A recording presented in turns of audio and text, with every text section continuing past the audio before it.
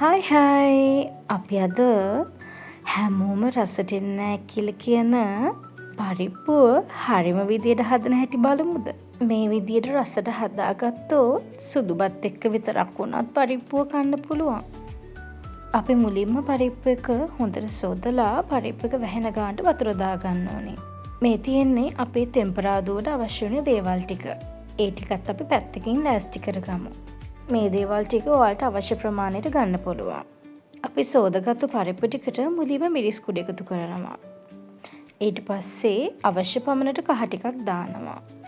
ඊට පස්සේ සුදු ලුණු ටිකකුත් දාලා අන්තිමට ලුණු චුට්ටකුත් දාලා කරපිංච කුරුදු පොත්තක් දාලා අපි ඒක හොඳින් තැම්බෙන්න තියාගන්න ඕනේ. ඔහොම තැම්බෙන්න තියාගත්තට පස්සේ විනාඩි 15ක් විතර කාලයක් අපි වහගෙන තියන්න ඕන හොඳින් තැම්බෙන්න. මේ තියෙන්නේ අපේ හොඳට තැම්බිච්ච අපේ පරිප්පු ටික. දැන් අපි අපේ හොඳට තැම්බිච්ච පරිප්පු ටිකට පොල් කිරි එකතු කරන්න ඕන. මේකට දිය කිරි දාලා හරියන්නේ නැහැ. මේකට හොඳ පොල් කිරි ටිකක් එකතු කරන්න ඕනේ. එතකොට ගොඩාක් රසයි. දැන් අපි ඔහොම චුට්ටක් කලවම් කරලා ටික වෙලාවක් කිරියක උතුරනකන් තියන්න ඕනේ. ඔය විදිහට පොඩ්ඩක් කිරි දැම්මට පස්සේ එහෙ මෙහෙ කර අපේ කිරි ටික කැටි ගහන්නේ නැති වෙන්නේ තියන්න ඕන. අපි දැන් අපේ තෙම්පරාදුව හදාගමු. මම නම් පරිප්පු දීප භාජනයේටම තමයි තෙම්පරාදුව කරන්නේ.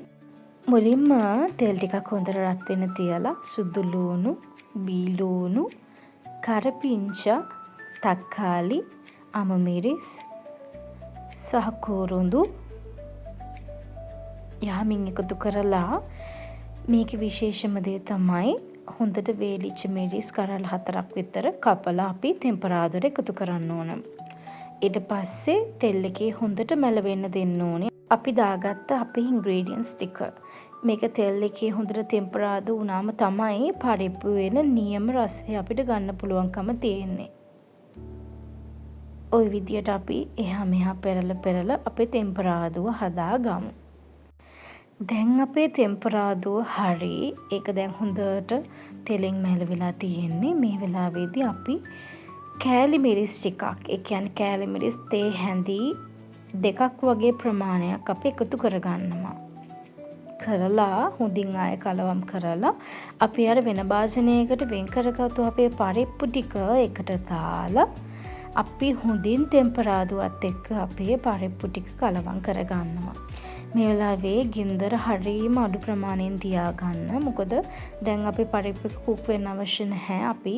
ඒක අපි කිරි දාපු වෙලාවේ හොඳට කුක් කරලා තියෙන නිසා. ඉතින් පරිප්පු රස නැහැ කියන අයට කොච්චර මොන විදියට හැදුවත් මේ විදියට හදලා බලන්නකෝ. මේකේ රස හදලා බලලා පහලින් කමෙන්ට් එකක් තියන්නත් අමතක කරන්න එපා. එහෙනම් මම අලුත් වීඩියෝ එකකින් කියන්නම්. අදට ගිහින් එන්නම්. බයි බයි.